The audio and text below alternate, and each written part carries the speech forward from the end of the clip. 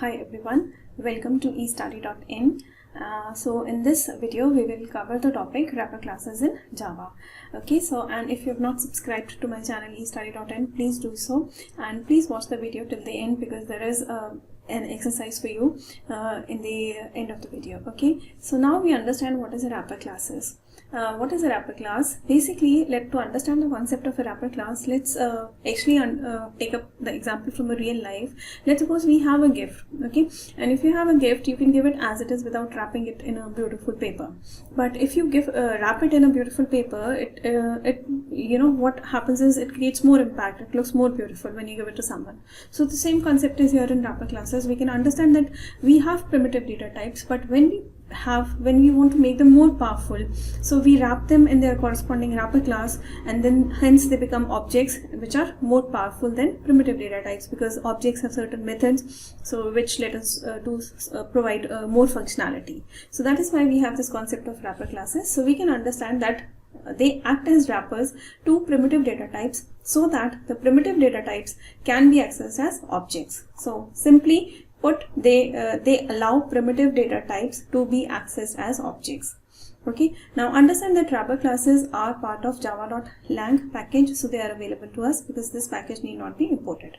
Okay, now what are the wrapper classes which are available to us? So for all these primitive data types, we have a corresponding wrapper class. That means for byte, short, int, long, float, double, char, boolean, the corresponding wrapper class would be, for byte, we have byte, but here the B is capital. Okay, primitive data type, it's all small, but when you are talking of a corresponding wrapper class for that, then the first letter B has to be capital. Similarly for short, the corresponding wrapper class is short with S capital, int, I capital, long again L capital, float, double, char. For char, the name of the wrapper class is not char, but it is character. Okay, and this class will be dealt with in the next video. We have a complete video for the character class. And for boolean, the corresponding wrapper class is boolean with B capital. Okay, now how to create objects of the wrapper class? Let's suppose we have already seen that we have an integer wrapper class. So if I want to, since it is an inbuilt class provided to us by Java, so when we want to create an object, so we will do as we normally create the objects of our user defined classes. So here we will write integer. This is the name of the object, any identifier, so is equal to new integer, and within this parenthesis you can pass either an integer value or a string value. Both would be correct, and the value of this object after these two statements would still be 12. This is a string which would be converted to an integer object. Similarly, for a double, you can pass the value as a double or as a string, but ultimately the value in both the cases would be 12.34, a double value. Similarly, for boolean, you can pass the value like this, a boolean literal, or you can pass it in double quotes, which is a string here but will be converted to boolean value. So this is how we can create objects of the wrapper classes. Now, moving on, we'll take up the first method of the wrapper class, which we'll take up is valueOf method. Okay, now this valueOf method takes a string. So the parameter S is the string which is to be converted, and this valueOf method returns a wrapper class object. Now, which wrapper class object it will return? It depends on with which wrapper class it is used. So here, if you say integer, which is the name of which is the corresponding wrapper class for int, so integer.value of 12. Now 12 here is passed as a string, so S string is the parameter. So if it is string, it will return you an integer object, the value of which will be 12. Similarly, double.value of, again we are passing a double value as a string, so it will return a double object, the value of which will be 23.45. Similarly, for a float, when you are passing a float value as a string, it returns a float object 4.67. Similarly, for character, it is character.value of, not char. Okay, so character.value of C, it will return a character object which will have the value of C. So in the case of boolean, we have some different examples here. So boolean.value of false, so it will return false. It will return a boolean object which will have the value false. And when you have boolean.value of 0, okay, again it will return false, and if you pass 0.0, again it will return a boolean value false, and not value, boolean object which will have the value false. And here if you pass empty string, again it will return a boolean object having the value false. So for boolean, it is these are the possible possible cases. Okay, so how do we use the valueOf method? The valueOf method is used with the corresponding wrapper class, and it returns a object, not a primitive data type. So that is all we need to remember. It takes a string and it converts it into a primitive, converts it to the corresponding wrapper class object. So that is why the usage here is wrapper class name. So wrapper class name is integer, so integer.valueOf. Okay. Now moving on, the next method is byte value, short value, int value, long value, float value, and double value.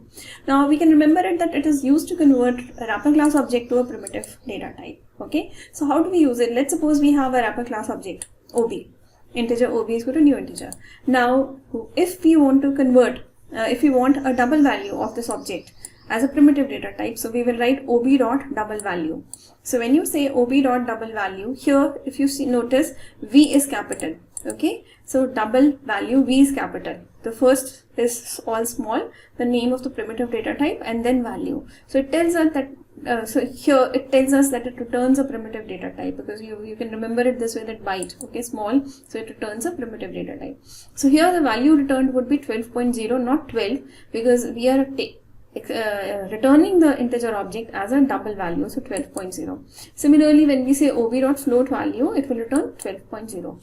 So if you see this another example, we have a double object, okay, and when we say ob, which is a double object here, to int value, it will return the integer part of this. That means the value of a would be 12. Similarly, here the value of a would be the value of f would be 12.4. Okay, so we can convert an integer object to a double value or a float value using the corresponding value method. So remember that whenever you have to convert a wrapper class object to a primitive data type, we will use value method. Okay, and before the value method is the name of the primitive data type. Okay, now next is we have this example here in which we are using parse function. Okay, so every wrapper class has a corresponding parse method. That means integer.parseInt, float, then double.parseDouble. So parse method is there in every class. Okay, so here I've given an example of a parseInt method. So if you are using an example, if you're using a double class, then you will write double.parseDouble. Okay, and D would be capital here, double.parseDouble, and here also D would be capital. So just I've given an example here. Okay, similarly this is the float.parseFloat. So this is how the parse method works. Okay, so what it is used for, we use the parse methods to convert a string to the corresponding primitive data type. Okay, so here we have a string roll number, and when we say integer.parseInt and we pass the string here roll, so this roll number, which was here a string, will be returned as a integer value. Similarly, you could have directly passed 12 here in double quotes, so it is taking a string 12 and converting it to an integer value. So if you see this example here, float.parseFloat, in double quotes we have passed 34.5. So 34.5 is a string. So when you say float.parseFloat, so now the value of f would be 34.5 without the strings, without the double quotes. Okay, so it becomes a float value. Similarly for this method. So if you notice that, what is the difference between parse data types and value of method? So earlier we just now spoke about value of method, and we saw that value of method also converts a string, but it converts the string to the corresponding wrapper class object, whereas the parse methods convert a string to the corresponding primitive data type. So the parse methods return primitive value, whereas the value of method returns the corresponding wrapper class object. So you see this example here, integer.parseInt 12 will return a primitive value, that means see here primitive data type, but integer.value of method here would return an integer object. Okay, so that is the difference between parse data type methods and value of method. Okay, now next is again I've put the points here. So we have this example, parse data type methods return primitive data type, whereas value of methods return wrapper class objects. So integer.parseInt 12 will return int primitive data type, whereas integer.value of 12 will return a, which is an integer object, that means wrapper class object. But the value of a in both the cases would be 12, but this a is a primitive data type and this a is an object. Okay, Now, moving on, we have toString method. It returns a string object. So let's suppose we have an integer object and we want the value as a string. So we will say I.toString. So now the value of the string S would be 12 in double quotes. So it is a string. So similarly, D, which is a double class object, dot toString. So toString method is used to convert to string object, any value to a string object. Okay. Now next is, what is autoboxing and what is unboxing? So autoboxing means putting something in a box. Unboxing means taking it out of the box. So as we are dealing with the concept of wrapper classes, so wrapper classes is like putting something in a wrapper. So that is boxing it, autoboxing. And when you, so that means whenever you're converting from a primitive data type to the corresponding wrapper class object, you are boxing it. That means putting in a box. So that is autoboxing. It is automatically taken care of by Java. But when you're doing on the other hand, when you're like converting the wrapper class object to a primitive data type, that is unboxing. Okay. So here autoboxing means conversion of primitive data types into their corresponding wrapper class objects. This is called autoboxing. And conversion of wrapper class objects into primitive data types is called unboxing. Now if you see this example, we have a primitive data type int a is equal to 10. So when I say integer, this is a wrapper class object ob is equal to a, this is autoboxing. Automatically Java will convert this primitive data type a to the corresponding wrapper class object. Now on the other hand, when we have this here example, integer ob is equal to new integer 12. So ob is an integer object. So when I say int a is equal to ob, automatically ob will be unboxed and converted into primitive data type. The value of a here would be 12 and the value of ob again would be 12. The difference is one is an object, one is a primitive data type. So this was about wrapper classes, and now we are ready to take up some questions. So the first question is, we have an object here, integer a is equal to 12. Okay, so a is an object here, and we have int b is equal to 12. So b is a primitive data type here. So if I write a statement where I say a is equal to b, that means I'm checking whether the both are equal or not. So will it return true or will it return false? So if you see here, one is an object. The value is 12 in both the cases, but one is an object and one is a primitive data type. So this statement will return true. Okay, so when we compare an object with a primitive value, it returns true. Okay, so which method converts a string to a primitive int data type?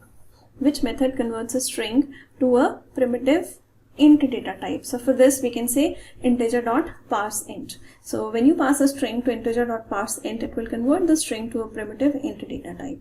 Similarly, how will you convert a number which is stored in a string x to a double data type? So for this we can use double.parseDouble method. So that's it for this video. In the next video I will take up the character wrapper class, and we will take up the methods of that class. And I hope you like this video, and please don't forget to click on the like button, and please subscribe to the channel estudy.in and leave your comments in the comment section. Thanks for watching estudy.in.